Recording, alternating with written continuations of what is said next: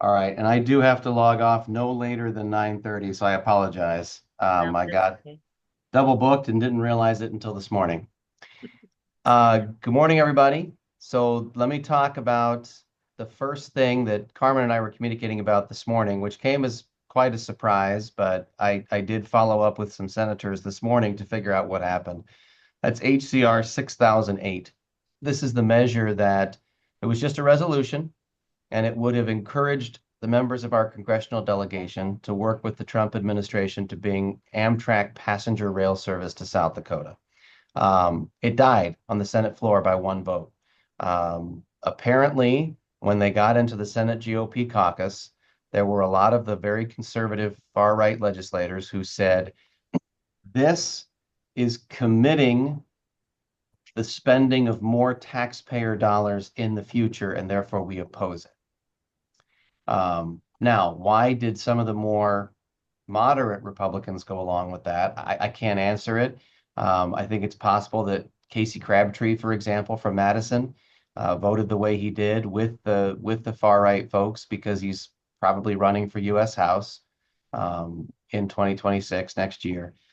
But I can't answer the question. But I did confirm with a senator this morning that's what it was. It's all about money, and they believe that tens of millions of dollars spent on passenger rail service in South Dakota is an unwise use of federal money. There would, to my knowledge, there probably wouldn't have been much state money involved in it, but they just didn't. I mean, even though it has no force of law, and more than likely our congressional delegation would not have been able to do very much to get that passenger rail service, that's what happened.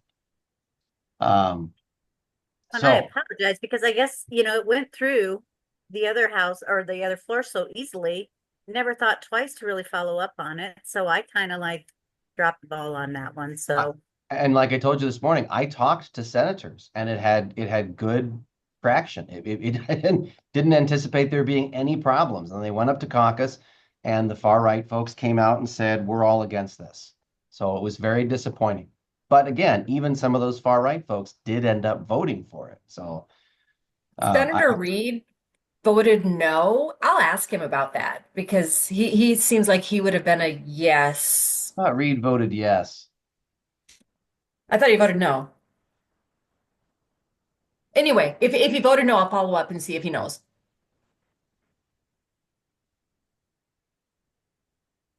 No, he did vote no. Like I said, I can't Justin, account for it. do you think that tourism had anything to do with it? That these people are part of the group that just don't want more tourism in the No, state? no. Okay. Our influence on things has not been to the extent where we could have killed the resolution like that just for the fact that we were in favor of it.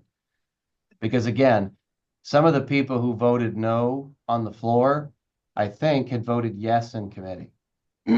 So I can't account for it.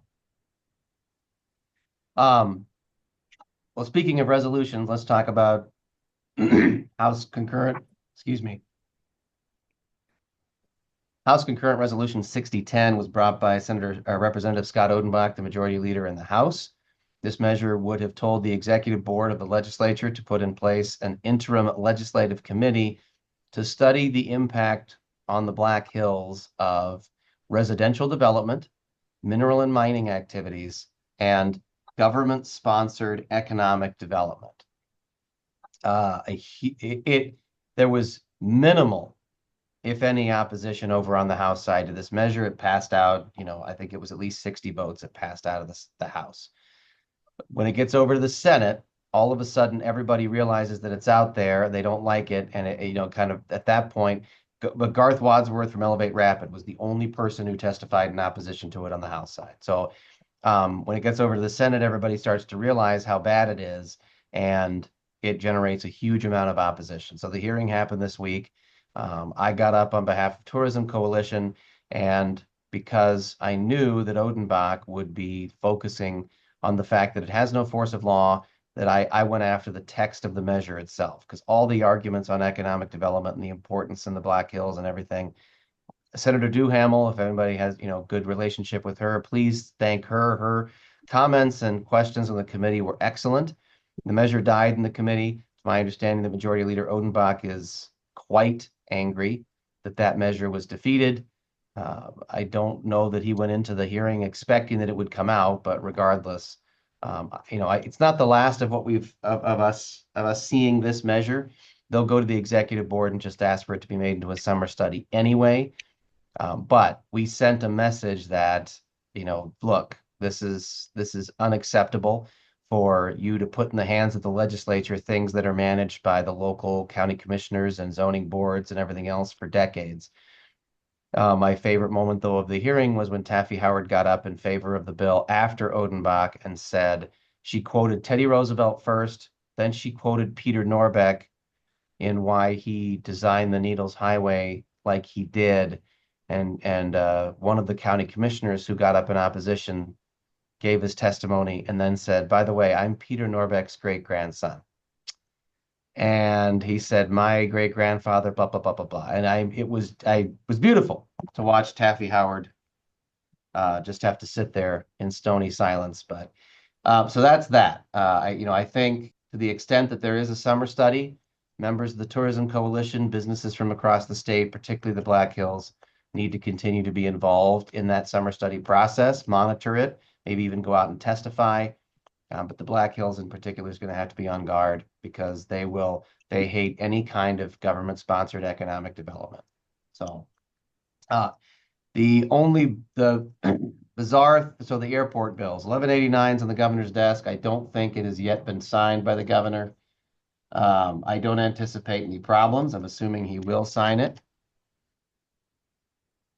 Oh, he signed it yesterday. So congratulations, 1189. The marketing dollars that were appropriated 5 years ago will be extended by another 2 years for when we can spend them. So that's now the law.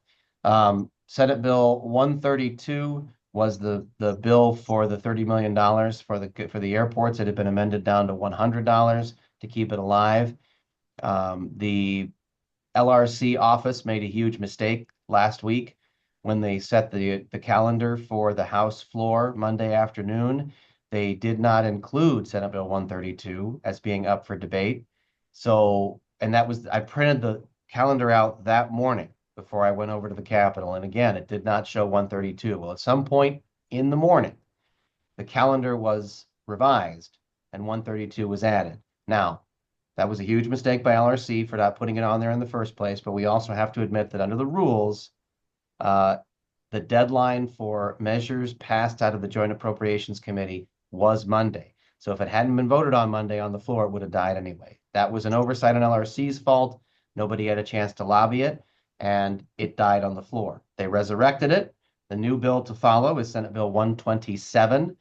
It is the same bill, and we're hoping that it will work its way through the process. It passed out of the Legislative Committee, the House Appropriations Committee yesterday, 7-2. So that was a good result, and we'll see what happens with it on the floor. Because it has a $100 appropriation, it's going to require a 2/3 vote. We don't know if we can get it through even with only $100. The last bill is, well, so, and then 178, which was the jet fuel tax, to raise that, also had its hearing this week. The members of the Legislative Committee were ambushed, as were we, by representatives of several of the major airlines, Delta, United, and some others, and they also had retained a lobbyist at the 11th hour who was working the committee as well. That bill was in House Taxation, which was already an unfavorable committee, anti-tax committee. And so when those airports came out, or the airlines came out and said, well, we weren't consulted and we weren't involved, and well, yes, it's true, but you would have been opposed to any increase in the tax regardless. But the bill died in that committee. It was an unfortunate result, but we knew that going into it that it would have a hard time because it is a tax increase. But the airports were very much very opposed to it. It died 7-4. So the only bill that we still have alive, two bills are 127 and nope, that's it. That's the only bill we have alive, 127. All other bills that we have taken a position on have either been killed or have passed already. So what questions do we have on any of those bills?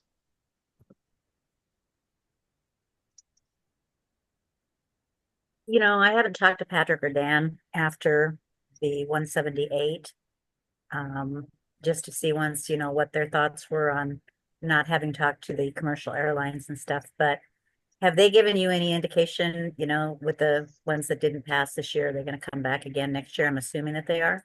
I'm assuming they are too, particularly, the fuel tax and the airline, airplane registration fees. That one was withdrawn by Senator Hone. We've learned our lesson and we'll find a different sponsor next year. But so I'm assuming both those will come back, but to the point, I think there has to at least be a token outreach to the airlines, because I mean, otherwise it gives them an easy argument to say we weren't consulted. Okay, and then how do we also, like you were talking about being involved in the summer study? I mean, how do we go about doing that? How do we inject ourselves into those conversations? So first and foremost, the e-board has got to pick the summer studies that will go forward. So I will monitor that process and let you guys know, but it's easy to monitor. It'll be out in the news when they pick their summer study topics, that'll be published and we'll know about it. Then on the LRC website, we can monitor the process and figure out when they're going to hold hearings, how information can be submitted, et cetera. So I can't tell you for certain that there will be a summer study on Black Hills economic development, but Odenbach is, I think he's on the executive board is my guess, but regardless, he has substantial sway with the legislative leadership. So my guess is he will,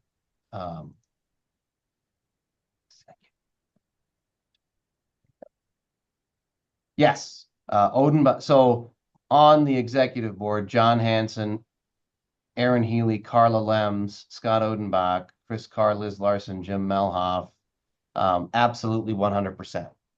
He will be able to convince a majority of the people that this should be studied. So stay tuned.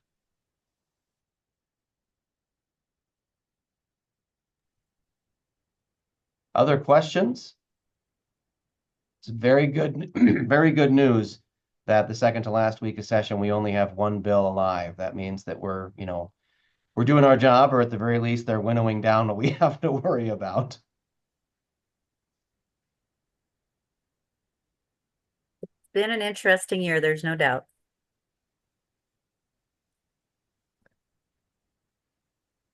Okay, anybody else?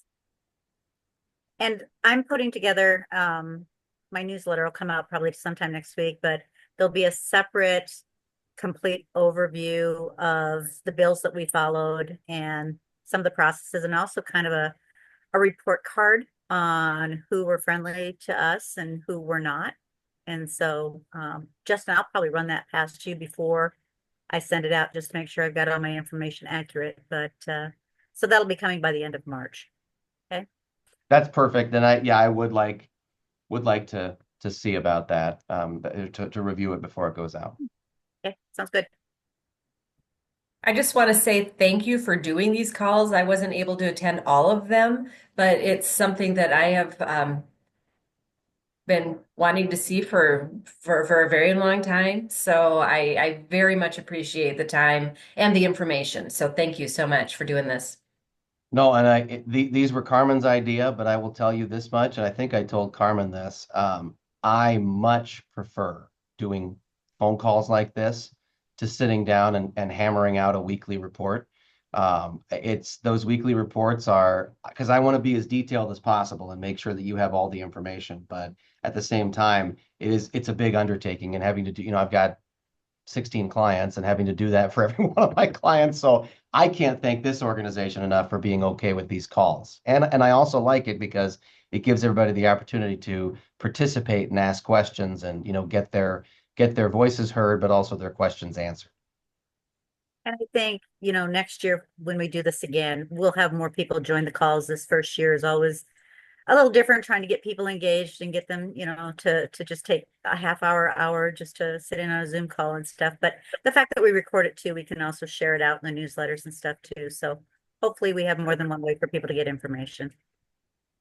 And I just want to echo all of these thanks too, just from the Department of Tourism's perspective. Obviously, we try to keep tabs on everything that we can and follow things closely, but we miss things, and it's just nice to be able to hear directly from you, Justin, who is on the ground in the Capitol every day, and your perspective just really means a lot. So thank you for doing these, taking the time for these. Carmen, thank you for putting them together. And keep us in the loop on how we can help too moving forward and monitoring through the rest of session, and of course, with a potential interim summer study as well. And then one other thing, we'll be watching what happens when we get closer and what kind of ballot issues might start popping up on different arenas, as far as what you might hear on the street. Keep us posted on that too, Justin. I don't know if you hear about those sooner than we do, or, last year was one of our first big pushes as far as like with IM 28. So don't know what's in the pipe, but keep your ears open. Okay, I will Okay. do it. All right. Well, you got to run. Yeah. So Thanks thank for you. understanding, everybody. I apologize. This is on me. Like I said, I've got my law practice, which I'll now transition back into after the session. And yeah, I've got a mediation all day today that I didn't realize was starting at 9. So, all right, I'm going to Thanks, stop recording. Justin. Yeah, stop recording now, and I will make sure that gets